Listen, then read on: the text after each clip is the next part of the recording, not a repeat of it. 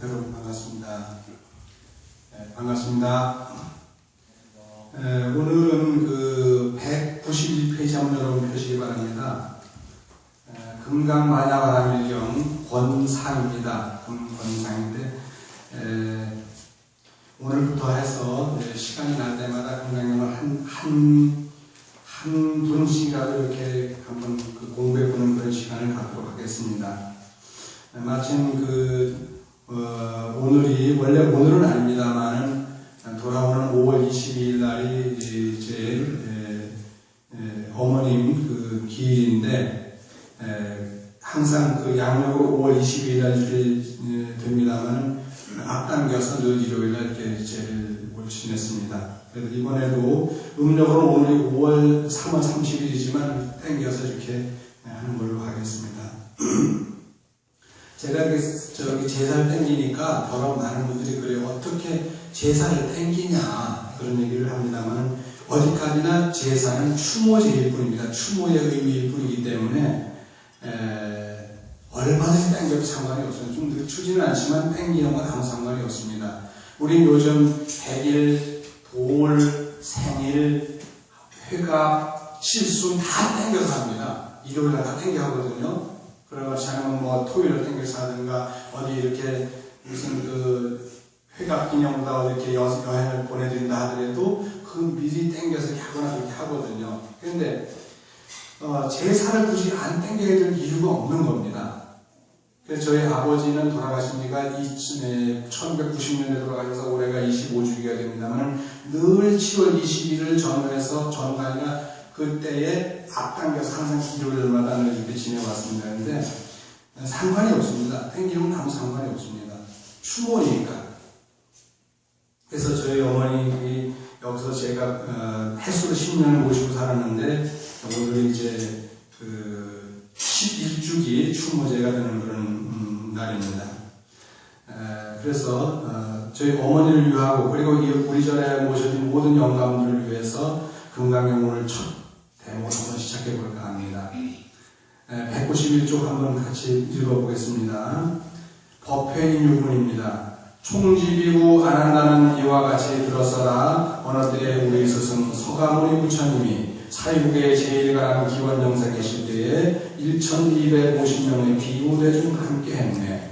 하루아침 세존께서 공양하실 때가 되어 큰 가사를 수하시고 발대를 손에 들고 함께하는 대중들과 사유대성 들어가서 안행으로 탁발하고 기원정사 돌아오사 대중들과 모두와 함께 평등공양 마치신 뒤 큰 가사를 개어놓고 발대를 정돈하고 손과 발을 씻으시고 정갈하게 하신 뒤에 차례대로 영업하게 자리 깔고 앉으셨네. 그렇게 해서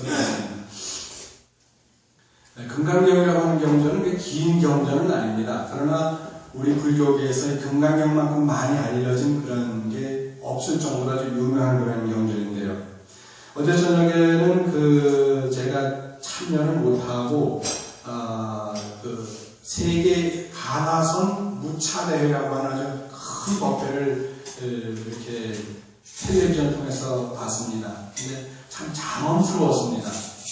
물론 제가 생각하는 거는 제가 생각하는 것만큼 미치지 못했지만 참 장엄스럽게 잘 돼서 무엇보다도 사람 동원이 그렇게 정말 유례 없이 많이 동원됐다고 하는 게 참 좋았고요. 제가 참석했던 모든 분들에게 덜어 이렇게 전화를 받았는데 쓰레기가 좀 거짓말보다 쓰레기가 한 장도 나오지 않았답니다. 다 법회 끝나고 나는데 쓰레기가 하나도 안 나왔답니다. 얼마나 깔끔하게 뒷마무리를 했는지 지금까지 환경단체에서는 옛날에 교황 다녀갔을 때도 그때도 쓰레기가 많이 나왔는데 이번엔 쓰레기가 전혀 나오지 않았대요. 그래서 정말 다름은 모르지만 신의식구조라든가 우리 불자들의 의식이 참 굉장히 많이 대단하다는 그런 생각을 했습니다. 어제 종정 스님의 법문도 참 좋았습니다. 단 한 가지 제목을 세계 가나선 무차대회가 아니라 차라리 조계종정 진제대선사 사자후 한다든가 이랬으면 너무너무 좋았는데 그 제목 자체하고는 좀 안 맞아요. 적어도 무차대회라고 한다면 없을 무자에다 막을 찾자거든요. 누구든지 막자면 다 오는 게 무차대회입니다. 차별을 찾자가 아니고 무차, 차별을 찾자가 아니라 막을 찾자이기 때문에 막음이 없는 누구나 다 와서 참여할 수 있는데 그 참여라고 하는 것이 법문을 듣는 걸 참여하는 것이 아니라 원 참여라고 하는 의미는 뭐냐면 같이 와서 법을 논하는 게 참여입니다. 근데 세계 석학들이 온다고 이렇게 신문에 많이 뭐 5분이니 10분이 이렇게 오신다고 했는데 같이 참여해서 법을 토론한 적이 없습니다. 저는 제가 아마 지구 역사상 가장 아름다운 그런 모임을, 학술 모임을 한다고 친다고 한다면 1927년에 소울베이에서 열렸던 그 소울베이 제5차 소울베이 회의를 저는 제일 높이 평가합니다. 그땐 아인슈타인을 비롯해가지고 전 세계 30여 명의 그런 그 당시에 굉장한 그런 물리학자들이 모여가지고 소울베이 회의를 매년 하지만 1927년이 제일 유명했습니다. 그러한 모임 정도는 아니라 하더라도 그래도 적어도 종정 스님이 처음 발제를 했다면 그 발제에 토론할 수 있는 기회를 함께 참석했던 모든 세계 석학들에게 양보를 했어야 됩니다. 근데 법문만 하고 끝난 거예요. 그럼 차라리 무차별이라고 하는 말을 쓰지 말고 조계종, 종정, 진제, 대선사, 사자후라든가 법문이라든가 이랬으면 참 좋았을 것 같은데 무차별이가 아니에요. 무차별이가 아닙니다. 이거는 무차별이는 마음으로 참여해야 되는 거 같이 토론에 참여해야 됩니다. 그래야 무차별이지 가서 법문만 듣고 만다고 그건 아니죠. 그래서 제가 이렇게 저도 요새 하지만 제가 무차별이 아니라 그냥 제 법문이거든요. 제 법문하는 건 상관이 그냥 들으시면 됩니다. 여러분인데 만약에 제가 여기서 무차별을 무차법회를 한다 그러면 여러분들 같이 참여해서 토론을 해야 됩니다. 증문즉설, 저 법륜스님이나 증문즉설이라는 것처럼 참여가 돼야 됩니다. 그래야 무차별인 거예요. 근데 그거 하나가 조금 아쉬운데 그 외에는 너무너무 장엄스럽고 잘 됐습니다. 근데 어제 그 종정 진제 스님께서 하신 말씀 가운데 딱 6가지가 남습니다. 그게 뭐냐면 첫째, 베풀어라. 온 지구가 다 편안해지려면 베풀어라. 우리는 지금 남북 평화통일이 관건이긴 하지만 정말 전 세계 모든 생명이 하나로 평화롭게 살아가는 데는 베풀어야 된다. 베풀어야 되는 데는 몇 가지가 있겠죠. 그런데 첫째는 실질적으로 베풀어야 됩니다. 네팔에 지진이 일어나가지고 8,000명이 넘는 많은 사람들이 희생을 당했습니다. 그리고 뿐만이 아니라 집을 잃고 가족이 흩어지고 실종된 사람까지 치면 엄청나게 많은 사람이 지금 그렇게 됐는데 어쨌든 희생자가 8,000명이 지금까지 밝혀진 게 8,000명이랍니다. 어제 보니까. 그런데 그 안타까운 사람들에게 우리가 말로만 도와주는 게 아니라 뭔가 실질적으로 도움이 된다면 얼마나 좋은 일이겠어요. 근데 이미 제가 해인사 용탑선에 그 법회하라고 우리 법사님 둘이 가는 그날 그 4월 28일인가 우리 법사님 뵈기 가시더라고요. 이미 기독교계에서는 최일도 목사님을 비롯해가지고 그게 벌써 구줄단인가 뭐야 그 단체가 만들어져가지고 거기 간 거예요. 네팔에 갔습니다. 네팔이 어떤 나라입니까? 부처님이 탄생하신 나라잖아요. 그런데 우리 불교계에서는 지금은 계속 열심히 잘 모으고 있으면 모아서 하고 있는데 그 당시만 하더라도 우리는 생각도 안 하고 있었는데 이미 기독교계에서는 벌써 그쪽에 그렇게 구조단을 파견을 하고 그랬습니다. 실제적으로 가서 도움을 주는 그런 대품이 필요하고 둘째는 뭐냐 하면 그들에게 편안함을 줄 수 있는 두렵지 않게 편안함을 줄 수 있는 무료시라는 게 있습니다. 셋째가 뭐냐면 사실 제일 마지막이 되는 게 아니고 제일 먼저가 되어야 되지만 법시라는 게 있습니다. 진리를 베푸는 거예요. 부처님 법을 통해서 이렇게 어떤 깨우침을 주는 거죠. 그러한 베풀어를 먼저 하셨고 두 번째가 뭐냐면 방정하게 살아라. 품행을 방정하게 살아라라고 그렇게 얘기를 하시는데 두 번째가 지혜입니다. 셋째가 뭐냐면 힘들고 힘들지만 참아라. 참아야 참고 견뎌야 한다는 겁니다. 넷째가 뭐냐면 끊임없이 정진하라. 다섯 번째가 뭐냐면 마음을 편안하게 가라앉히고 그렇게 공부하는 방법으로 화두를 들어라. 무슨 화두? 내가 태어나기 이전에 나는 과연 누구였던가? 부모 미생 전에 내가 부모로부터 태어나기 이전에 나는 누구였던가? 그걸 찾으라는 거예요. 근데 저는 그런 얘기보다 더 솔직하게 지금 당장 나는 누구인가가 더 소중하다고 생각합니다. 내가 태어나기 이전의 문제는 접어두더라도 내가 지금 살다가 삶을 마감하고 간 뒤에 극락세에 갈지 지옥을 갈지 하늘나라를 갈지 아비세계를 갈지 그건 두 번째 문제입니다. 지금 당장 나의 삶의 문제와 내가 누구인가를 밝히는 것이 더 소중한데 어쨌든 종정 선생님 말씀은 이 부모로부터 태어나기 이전에 나는 누구였는가 이거를 얘기했습니다. 마치 고갱에 우리는 어디서 왔는가, 우리는 누구인가, 우리는 어디로 갈 것인가 라는 그 작품의 명제처럼 과거 이야기를 가지고 얘기하시는데 이와는 과거만이 아니라 지금 현재는 누구이고 미래는 누구, 어디로 갈 것인가 그 얘기도 좀 곁들였었는데 좀 아쉽더라고요. 그 말씀 안 하시더라고요. 그런데 부모 미생전에 나는 누구인가 그 말씀을 하셨어요. 정말 가슴에 닿는 잘잘한 그런 법문이죠. 그리고 여섯 번째가 뭐냐면 지혜모라, 슬기로워라 그 얘기를 하시는데 법문 전체적으로 봐선 이번에 종정생 법문은 정말 대단한 법문이었습니다. 정말 대단한 법문이에요. 만약에 그것이 무차대회가 아니라 조계종정 진제대선사 사자호라고 이름을 붙였다면 정말 짱이었습니다. 아주. 그런데 무차대회라는 이름 자체가 악은 안 맞아요. 무차대회는 아닙니다.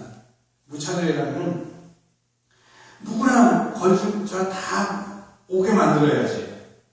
그런데 어떤 사람은 초청장 보내고 어떤 초청장 안 보낸 거예요. 초청장 상관없이 누가 다 오게끔 만들어야만 그게 무차입니다. 근데 태고종은 태고종이라서 초청장 안 보냈습니다.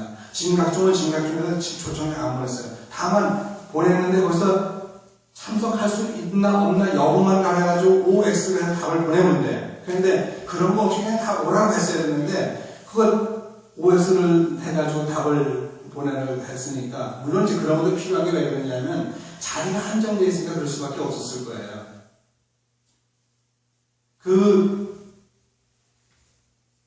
세종대왕상 이순신 장군 그 앞에 그 종로 거기서부터 해가지고 광화문까지 전체가 꽉 메워졌는데 그 전체 자리를 만약에 정말 초청생이 없이 뭐 다 오라고 했으면 그 꽉 찼을 수도 차고 남았을 겁니다. 근데 그렇게 해서 꽉 찼습니다. 꽉 차서 저는 참 사람을 이렇게 동원할 수 있는 데는 정말 성공했다 이런 생각을 했습니다. 총지비구 하나는 이와 같이 들었어라. 어느 때 우리 스승 서가모니 부처님이 사유불의 제일 가는 기원정사 계실 때 1250명의 비구대중 함께 1250명의 대중이 함께 했습니다. 지금 여기는 우리 법사님하고 둘이 살잖아요. 이 1250명이 함께 살았다고 하는 데는 아주 중요한 의미가 하나 있습니다. 뭐냐면 엔겔지수가 가장 적게 들어갑니다. 엔겔지수 아시죠? 먹는 문제, 잠자는 문제, 입는 문제까지 하더라도 그런 게 가장 적게 들어갑니다. 10명이 살거나 20명이 살거나 30명이 살거나 거기다가 숟가락 하나만 더 넣고 음식 조금만 더 하면 되는데 혼자 밥을 끓여 먹어도 가스불 다 써야 되고 뭐 무슨 뭐 반찬 만들어야 되고 그 반찬 사러 시장 가야 되고 다 하지만 10명이 사는 거나 30명이 사는 거나 100명이 산다도 그냥 장볼 한 번씩만 가면 되는 거예요. 그리고 가스불 조금만 더 와서 조금 더 끓이면 되는 거예요. 그렇기 때문에 보일러를 떼더라도 마찬가지로 혼자 살아도 보일러를 다 떼야 되는데 여럿이 살아도 큰 방에 보일러 그냥 하나만 떼면 되는 거예요.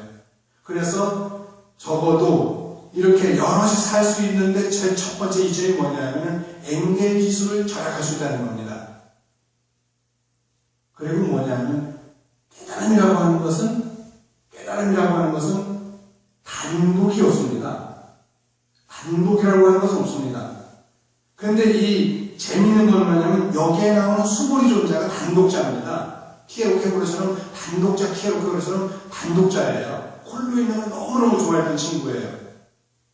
왜 친구냐고, 이 당시 이 법문할 때, 부처님께서 이 금강경을 하실 때, 수고리존자는 나이가 30대밖에 안 됐습니다. 젊은 사람과 제가 친구라고 됩니다. 젊은 친구였습니다. 그런데 그렇게 혼자 있는 걸 너무너무 좋아했어요. 그런데도 불구하고 이 법문을 하고 있는 이 자리에는 같이 참여를 해가지고 부처님의 대고중이 된 거예요. 여기 나올 기원장사 누가 지었는지 아세요? 그 당시 인도에서는 가장 큰 거부가 있었어요. 누구냐면 바로 오늘날의 이건희처럼 아주 대단한 그런 거부였는데, 대단한 그런 아주 대기업가였죠. 근데 그 기업가가 누구냐면 극고독 장자라는 아주 유명한 분이었습니다. 수다따 장자라고, 이름은 수다따인데 하도 그 불쌍한 사람들을 많이 도와줘가지고 별명이 극고독 장자가 된 거예요. 그 사람 참 훌륭한 사람은 훌륭한 일을 많이 해. 이렇게 좋은 일 많이 하는 사람이라가지고 그게 극고독 장자라는 이름이 이렇게 붙어버렸습니다. 닉네임입니다. 원 이름은 수다따예요. 수다따 장자의 누나의 아들이었습니다. 극고독 장자의 누나의 아들이니까 생질이죠. 그 생질이 바로 수고리존자입니다. 그 수고리존자가 여기에 대부적으로 나온 이유가 뭔지 아세요? 서가모니 부처님조차도 누구를 먼저 우대했을까요? 기여도가 높은 사람을 먼저 우대합니다. 기여도라는 게 굉장히 중요하거든요. 사찰을 운영하는 데 있어서는 기여도가 중요합니다. 사업을 운영하는 데는 기여도가 중요합니다. 나라를 운영하는 데도 기여도가 중요합니다. 어떤 단체에서도 기여도가 굉장히 중요하거든요. 근데 이 기여도 때문에 요즘은 자기 생명을, 정치 생명을 끝내는 사람도 많습니다. 이완구 총리도 그랬고, 지금 홍준표 경남지사도 간당간당 하는데 제가 모르겠습니다만, 어쨌든 간에 그런 기여도 때문에 너무 그걸 탐닉하다 보니까 오히려 그게 잘못된 경우도 있는데, 정말 기여도라고 하는 것에 대해서 제대로만 공정하면 기여도는 만수록 좋은 거예요. 자기가 혼자 독식하는 것이 아니라 그걸 받아가지고 전체를 위해서 쓴다면 아무리 많이 받아도 상관이 없는 거예요. 아무리 많이 받아도 1억이 아니라 10억을 받아도 상관이 없고 100억을 받아도 상관이 없는데 그걸 받아가지고 어디다 전체를 다 위해서 고르게 쓴다면, 그리고 정확히 영수증 써준다고 한다면 아무 상관이 없는 거죠. 저는 아프리카에 박연차 회장이 땅 사라고 2억을 저한테 주셨습니다. 매달 2천만 원씩, 원래는 한꺼번에 주기로 하셨는데, 그게 이제, 그게 회사를 운영하는 게 쉽지는 않은 거죠. 2억을 한꺼번에 주는 게 쉽지는 않았겠죠. 그래서 그거를 10달에 걸쳐가지고, 이렇게 2천만 원씩 해가지고, 이렇게, 이제, 지급을 해주는데, 그 2천만 원씩 나오는 걸 10달째를 그대로 모아가지고 산 것이 지금 아름다운 동행에서 학교를 지금 그 부지입니다. 힐링만 살 건 제가 개인적으로 산 거고요. 그래서 그거는 우리 절에서 이렇게 신도님들이 돈 모아주면, 여기 우리 수미단 모사님 계십니다만, 그 당시에 저한테 이렇게 도움을 주신 분들이 많습니다. 근데 그 돈 하나하나 다 모아가지고 힐링만자로 땅을 샀습니다. 그리고 학교 부지는 학교 부지는 박연차 회장이 주신 그 돈 가지고 산 거예요. 근데 다 영수증, 그건 정확히 영수증 끊어드렸죠, 제가요. 정확히 끊어드렸습니다. 근데 영수증 없는 돈을 받아가지고 챙기기가 저렇게 말씀이 많은 거예요. 기여도는 중요합니다. 언제든지 기여도는 중요하거든요. 그래서 적어도 수보리존자의 외삼촌이 기원정사를 기증하는 분이잖아요. 그러니까 누구를 대고중을 쓰겠어요? 수보리존자를 대고중을 쓰죠. 왜? 그 기여도가 높은 극고독 장자, 수다따 장자의 생일이니까 그 사람을 여기다 딱 갖다 놓고 대고중을 쓴 거예요. 대화를 나누는 거예요. 다른 사람 다 있는데 아무 느닷없이 이 사람이 이러는 게 아닙니다. 여기 보면 제 2편에 보게 되면 이때 장로 수보리가 대중과 함께 해가지고 선언기 정문 나온다면 그냥 이따 일어난 게 아니라 이미 다 누가 일어나서 질문을 할 것인가 미리 다 정해놨던 거예요. 그리고 일어나서 질문을 하는 겁니다. 그게 누구냐면 수보리존자인데, 수보리존자의 외삼촌인 바로 극고독장자, 여기 저기 보죠. 극고독장자로 나옵니다만은, 극고독장자 이분이 기원정사를 시주하신 거예요. 그리고 누구하고? 기타 태자하고 두 분이. 기타 태자는 땅을 가지고 있었고, 극고독장자는 돈이 많은데 그 땅에다가, 기타 태자가 기증한 땅에다가 뭘 했어요? 정사를 지었습니다. 1250명 대중이 먹을 수 있는 정사를 지으려면 이게 작은 게 아니에요. 저는 이제 97년 2월 달에 그 인도를 갔다 왔는데 어마어마하게 큽니다. 지금 가보면. 가보신 분은 아실 거예요. 근데 엄청 큽니다. 그 2500년 전에 이렇게 큰 건물을 지었다고 하는 게 지금 상상이 안 가지만 있습니다. 그런데 부처님이 머무셨다고 하는 자리를 한번 가보니까 방이 조그만해요. 정말 작더라고요. 그래서 참 부처님은 공간에 탐욕이 없었던 분이구나 생각을 했습니다. 제가 엊그저께 법사님하고서 불교 텔레비전 갔다가 거기 나와가지고 어느 보살댁에 한번 들렀는데 크긴 크더라고. 아파트가 80평짜리 아파트인데 서울 시내에 어마어마하게 큰 아파트더라고요. 거기에 비하면 부처님이 머무셨던 그 방은 조그만해요. 적어도 3계에도 사생자부가 머무시는 방인데 그게 작을 수가 없는데 작더라고요. 97년도 1월달에 갔는데 부처님은 공간에 대한 욕심이 없으셨습니다. 왜? 모두가 당신의 공간이었으니까. 사바세가 전체가 다 당신의 교화의 마당이었으니까 굳이 조그만 공간에 갇혀 있으려고 할 분이 아니죠.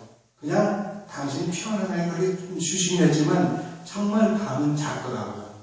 그렇다고 다른 10대 제자라든가 이런 방들도 무슨 더 작냐면 그건 아니고 다 비슷비슷해요. 비슷비슷한데 작은 방에 이렇게 개척적으로 나오더라고요. 근데 이 수보리 존자는 부처님의 생질이었고 아난다 존자는 누구예요? 부처님의 사촌 동생입니다.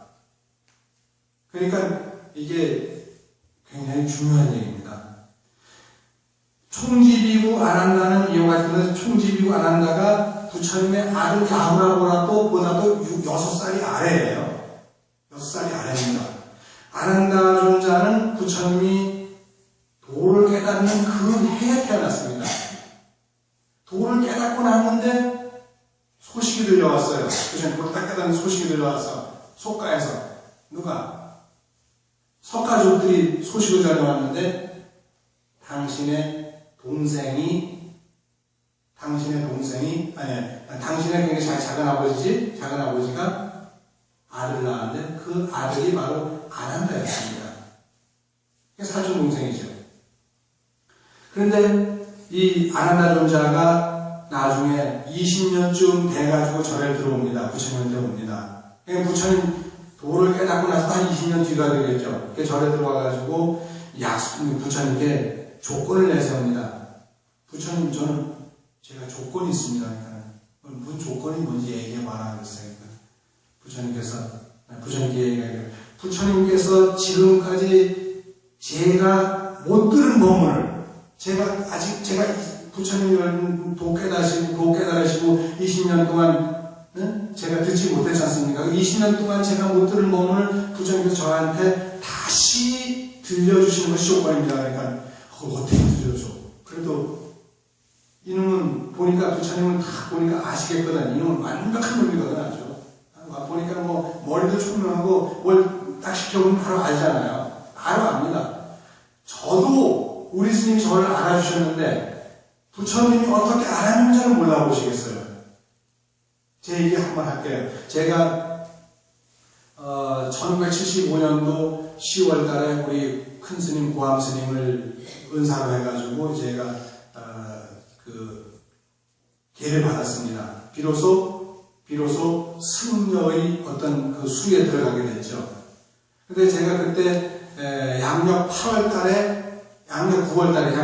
달에 그 행사를 갔습니다. 갔는데 저 치악산 구룡사에 있다가 갔는데 용탑선을 들어가게 됐죠. 용탑선을 들어갔는데 얼마 있다 보니까 고암 큰 스님께서 내려오신 거예요. 그 당시에 종정을 안 하실 때입니다.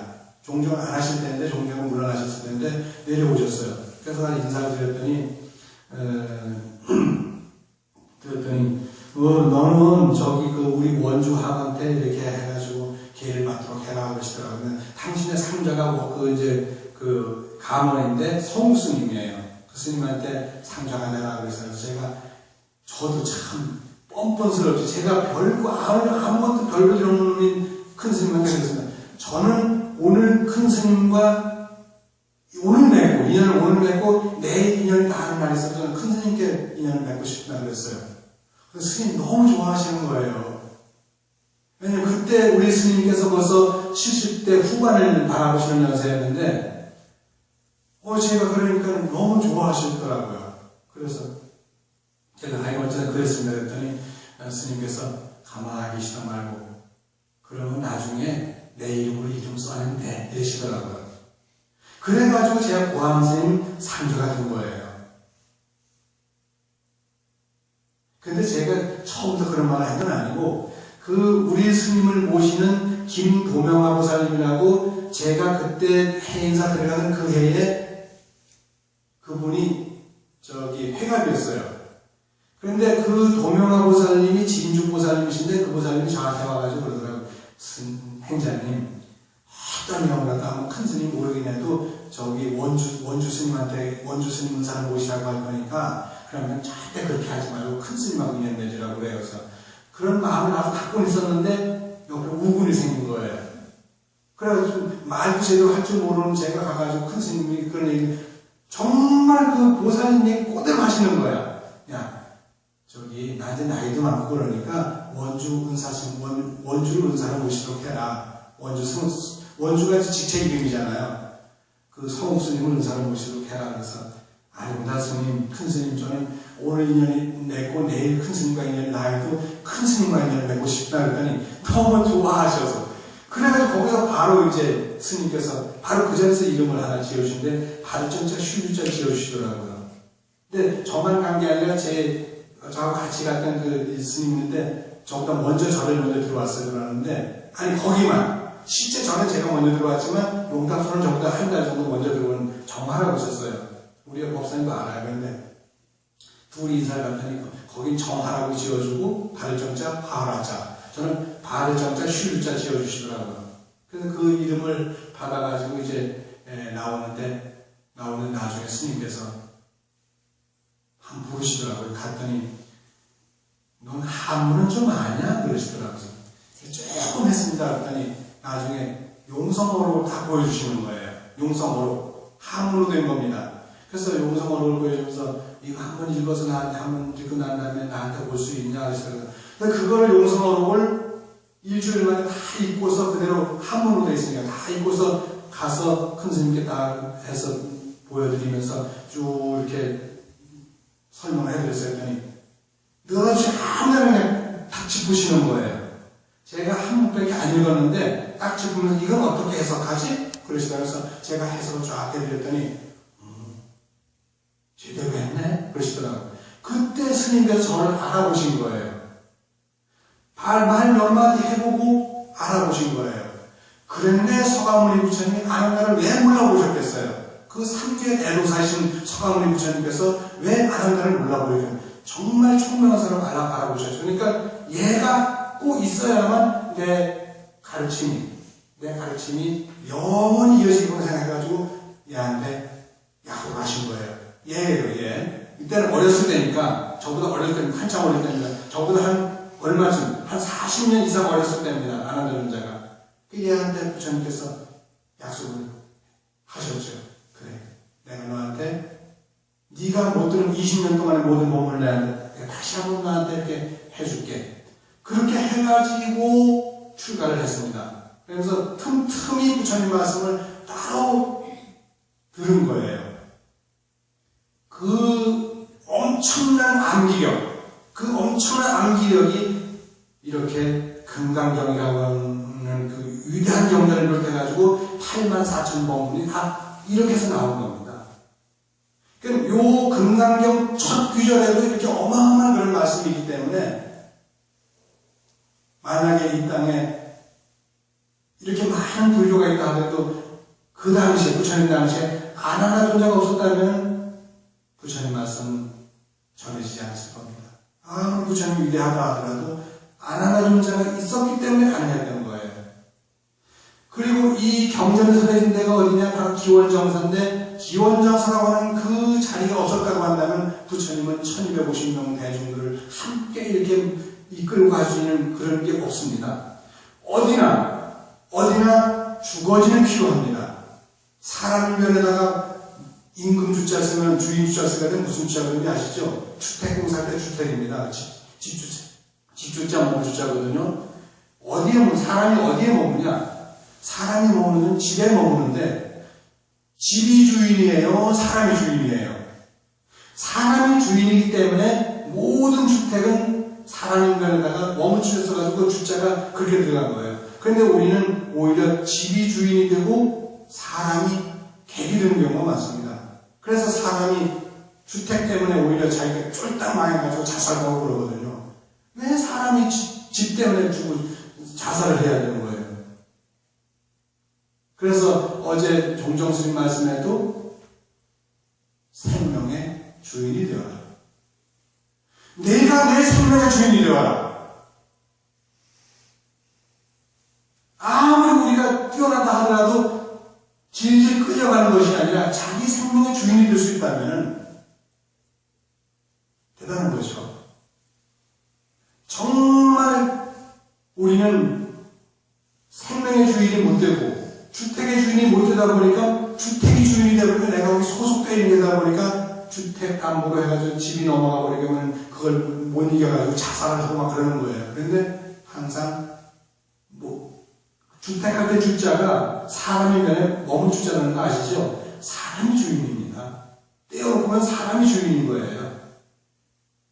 집이라고 하는 것은 사람이 주인인데 우리 그걸 모르고 엉뚱하게 길을 가고 있습니다. 이 인연 공덕을 오늘 제11주기를 맞이하신 선장호 초계윈 정규례 영가님과 두 분이셨던 선원부 전주인 이봉준 영가님께 올리고, 그리고 아직 그 49제를 아직 안 지냈지만 미니핀 곤댕이하고 미니핀 애주에게도 이 설법의 공덕을 돌리겠습니다. 그리고 우리 그 영단에 모셔진 모든 그러한 만년 영구입회 모든 영가님들에게도 이 공덕을 드리겠습니다. 여러분, 이제 영월 말씀 부처님 오신 날입니다. 마음의 등을 밝히시고 지혜의 등을 밝히시고 공덕의 등을 밝히시고 그리고 정말 자기 자신이 주인공을 아는 그러한 슬기로운 등을 밝히시기를 바랍니다. 선물하십시오.